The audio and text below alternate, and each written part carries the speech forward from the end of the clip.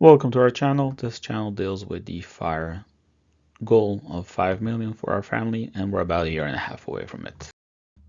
So this month has been an awesome month, gaining at 280k, basically getting us to where we were at the beginning of the year. So the market has certainly bounced back. And it's nice seeing that sort of like even returning to where we were at the beginning of the year. That small bump is hardly noticeable, even though it was, I think, what, 10% down since the beginning of the year. We've come a long way. We're continuing the path, but it's nice to see this sort of trend going back a few years. So this is the net worth breakdown. Taxable account just shy of 2 million. The house has actually started appreciating again. Retirement accounts are a bit up. Again, this is to do with markets. We've already reached our cap deductions for the year. Awesome, which brings our net worth to just shy of 4.5, which is about 70k difference since all-time high. So let's see what the markets do next month. And this is the breakdown. Home pretty much shadows everything else. It's not different, it's just a lot. Property tax and one breakdown we had to deal with. But let's go into the detailed breakdown to talk about that. So, home, right? That beast. A lot of this to do with property tax, but also we had to do some emergency repairs and some regular scheduled maintenance. So that's the additional few $100 there.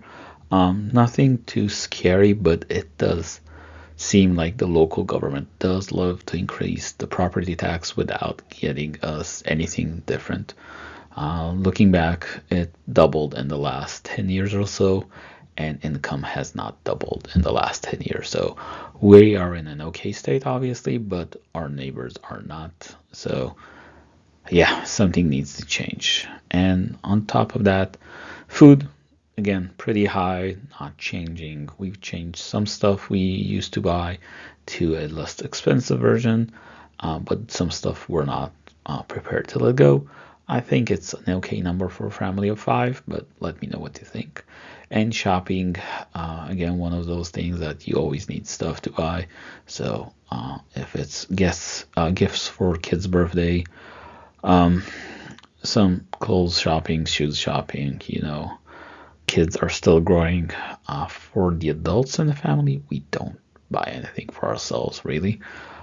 Trying very hard to think what's the last thing I actually purchased, and I'm drawing a blank. And the rest of the expenses. So health is still pretty high up there. Some things are covered by health insurance, some are not. So unfortunately, due to circumstances, that number is probably here to stay for a while.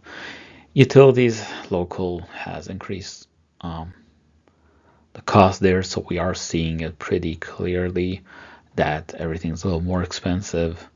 Restaurants, a little untypical for us, but this is to do for 2 celebrations we had, so about 500 of that is special occasion celebration. Transportation, pretty low. Cars are a-okay. We self-maintain for some portion of it. And childcare, the never-ending saga. We have a few more years until we can scratch that officially off. Yeah. Which brings total expenses to just shy of 12k. A little on the medium side for us. Obviously, it's considered pretty high as a general rule, but we living in a high cost of living area, this is the reality, unfortunately. So a little bit about us. We are two W2 parents with 3 kids, ages from 9 to 13, and we live in a high cost of living area. Our debt is 0. It's been that way for a few years. It took us about a decade to get to that, so we're pretty adamant on keeping it at 0. We'll see how that progresses. So some final thoughts for this video.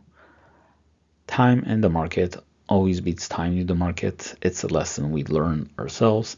It's a lesson, if you take one thing from this video, just take this. And thank you for watching.